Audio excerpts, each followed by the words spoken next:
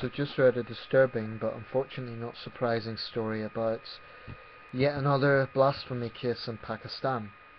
It's a tragic irony that when I first started off this channel about 2 years ago, one of the first videos I covered was on precisely this subject. So I'm going to read this out. It's a similar report in all sources. This is from Z News, Z News. Yes, it is an Indian magazine, and I know some Pakistanis will say that's biased, but this did happen because there's plenty of other sources. Lahore. In a gruesome incident, a Christian couple was on Tuesday thrashed and burnt alive by a group of angry Muslims in Pakistan's Punjab province for allegedly desecrating the Quran. The horrific crime was reported from the villages of Kot Radha Kishan of Kazur district, some 50 kilometers from here. From Lahore, that means. Emmanuel Sarfraz, a relative of the deceased couple, told PTI that his cousin Shahzad Mazi, 35, and his wife Shama, 31, had been working in the kiln of Muhammad Yusuf Gujar for some time near the village of Chak. The couple, along with the 4 children, wanted to leave the kiln as Yusuf was not paying their remuneration. He demanded 500,000 rupees from them if they wanted to quit. 2 days ago, after an exchange of words, Yusuf locked the couple along with the children in a room, Emmanuel said. He further said that an announcement was made today from 2 mosques of Chak, 59, that Shahzad Mazit and his wife had committed blasphemy by burning the pages of the Quran. A large number of Muslims, led by area clerics, reached the kiln and dragged the couple out of the room after breaking into it. They first tortured them and then threw them into the kiln. No one from the crowd listened to the couple, who were pleading that they were innocent, and Yusuf had levelled false allegations of blasphemy against them to settle the money dispute, Emmanuel said, adding, "Thank God they did not burn the couple's children." And it goes on like that.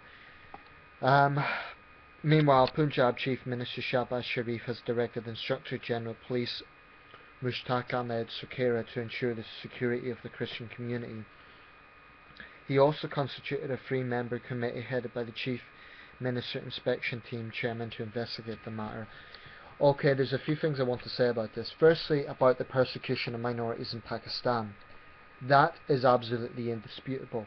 Pakistan is one of the very worst countries in the world, as far as I'm concerned, for religious minorities.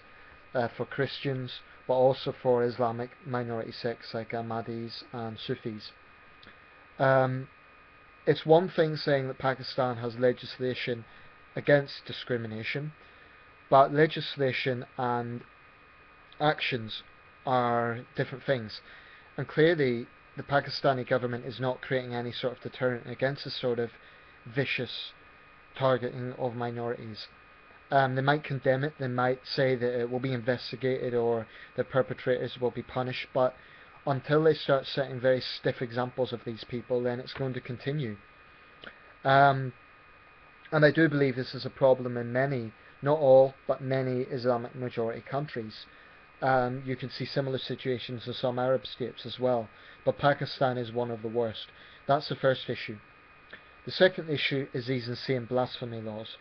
Now, the Pakistani government might condemn religious pogroms, but they forcefully enact these blasphemy laws that actually creates that environment in the first place, because minorities are being disproportionately targeted. Now, like I said in the last video I made a few years ago, I very much doubt any Christian in the right mind would openly offend Islam in a country like Pakistan. That would be a death wish. Even if they do, I believe that free expression is a fundamental human right. Now, the problem is with this sort of extreme theocracy, there is no free expression when it comes to religion, because you still have the word blasphemy in the common day speak, as if it's a normal thing, whereas in civilized developed countries, blasphemy is something that is laughed at, because we haven't thought of that concept in 400 years. Blasphemy as a concept is absolute, it belongs in another era. This idea comes from offending religion. Well, that shows a few things. It shows that Islam is intolerant of dissent. If you're going to take a country like Pakistan, which is a very conservative Islamic country, as a prototype. A lot of Muslims will say that's not the case. Okay, so how do you justify and explain this? You might say, oh, it's just Pakistan. But Pakistan's not the only country to have these severe blasphemy laws. We've seen it in Sudan. We've seen it in Arab states. In fact, one of the only Islamic countries I can think of that doesn't have it is Indonesia, which does happen to be the largest, but it's one of the very few that doesn't seem to have severe Sharia laws. And actually, even in Indonesia, you have actually a province which does. So this is a serious, serious problem, and it makes me very angry. Number one, because it's obviously a severe human rights violation. Number two, that people are trying to make excuses for it, like, oh, but they committed a blasphemy. Well, number one, regarding that, there's no evidence that they did. In that case, it looks like this was revenge by their boss because of a financial dispute. And in the last case I highlighted in the first video I made about this, in that case it was actually a cleric who falsely accused a Christian girl of doing it. So a lot of these cases are dubious anyway, but even if they have said something about Islam, well, that only shows that these countries have no freedom of expression and they're lagging behind on basic human rights. If Islam is so wonderful, if Allah is so almighty, then why should critique be such an issue? So I really think this is barbaric. It's a little bit like, although there's no religious connotations in the case of Thailand, but it's a little bit like Thailand's 112 laws. They're targeting anyone that dissents. The 112 laws in Thailand are designed to target people who allegedly offend the monarchy. They're pretty barbaric. People can go to jail for as long as 15 years. Anyone who thinks these sort of punishments are justified, to have a punishment that is the same as you would give a rapist, or, well, in these countries actually rapists are not punished, but basically the same sort of punishment that a murderer would get, is utterly insane. So I believe there must be a lot more international pressure put on Pakistan to either reform or abolish these laws. I think we give far too much aid to Pakistan.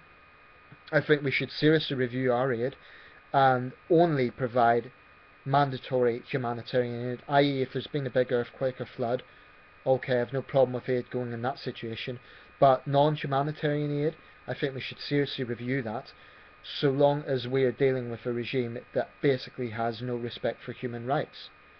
And that's the message I want to send out here. If you're Pakistani and you see no problem with these blasphemy laws, I have news for you. The blasphemy laws are barbaric.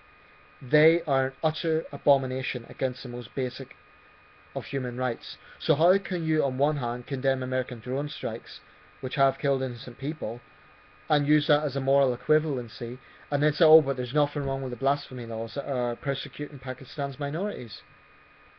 These blasphemy laws have no place in the 21st century, and I believe that countries that are more progressive on human rights really need to take a tough stance on this and put their foot down with Pakistan and say, look, we do not condone what you're doing, and we're not going to do deals with you except for humanitarian aid until these are abolished. If you persist in having these, then we're going to distance relations with you.